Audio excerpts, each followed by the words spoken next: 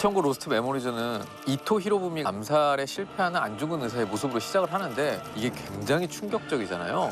암살에 실패하고 현장에서 죽음을 맞이하게 되는 것으로 나오잖아요. 그래서 이제 그때부터 이제 역사가 뒤틀리기 시작하는 거죠. 그렇지. 실제로는 성공했죠. 성공하고 안중근 의사는 사형을 언도받고 여순감옥에서 안흥칠 역사 그리고 동양평화론이라는 정말 주옥 같은 글을 남기시기도 하십니다. 맞습니다. 맞습니다. 사실 안중근 의사는 포로로 대우받으면서 만국 공법에 의해서 재판을 받아야 되는데 일본인들이 국제법을 무시하고 사형을 집행하려고 했대요. 근데 안중근 의사의 어머니께서 이런 말씀하셨다고 합니다.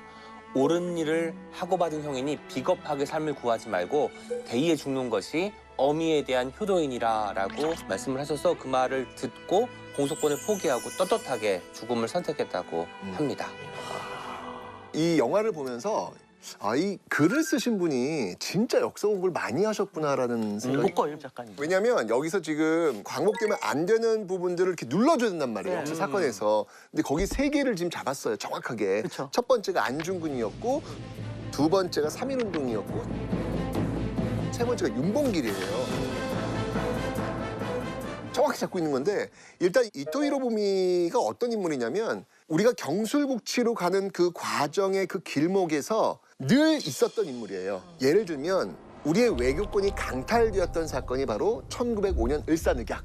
그 외교권을 강탈하는 그 자리에 있었던 인물이 이토예요. 그리고 나서 정미 7조약을 체결하는데 그 정미 7조약의 핵심은 뭐냐면 우리나라 군대를 해산해버리는 거예요. 그러니까 하나씩 우리 무장해제를 하는 것이죠. 그 정미 7조약을 맺을 당시에도 역시 이토 히로부미가 있어요. 그러니까 경술국치로 가는 그 길목마다 이토가 있기 때문에 이 작가로서는 이 장치를 해제를 했어야 되는 거예요. 목거일 작가님이 역사의 혈을 잘 알고 있는 그렇죠. 아주 혀를 잘 잡고 있는 거죠. 그러니까 이 사살 계획을 세우고 실행하는 것도 쉽지 않았을 것 같아요. 당연하죠. 그러면 어쩌면 정말로 안중근 의사가 암살에 실패할 가능성도 굉장히 컸던 거네요. 굉장히 컸죠. 이토라는 그 거물을 제거를 해야 되는 건데 제가 몇 년 전에 광복절 그 기념 행사 제가 진행을 맡았었거든요. 근데 이 대통령이 오시니까 장소를 안 알려줘.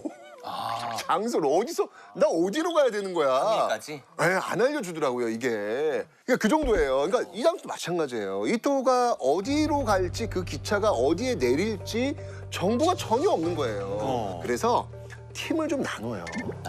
팀을 이게 안중근만 있었던 게 아니에요. 그래서 제 1포인트가 어디냐면 중국의 최가구. 2포인트가 어디였냐면 하얼빈이에요. 그래서 1포인트에선 누가 있었냐면 조도선 우덕수.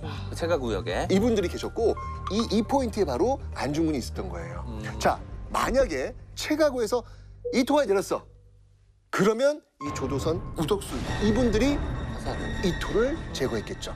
그런데 이 기차가 여기를 그냥 통과해버려요. 그리고 이 최가구를 봉쇄시켜버려요. 그리고 나서 도착한 곳이 하얼빈이었고 여기에 안중근 의사가 있었던 것이고 이거를 성공을 시켰던 것이죠. 이런 식으로 역사의 사실조차도 굉장히 긴박한 상황이었던 것이죠.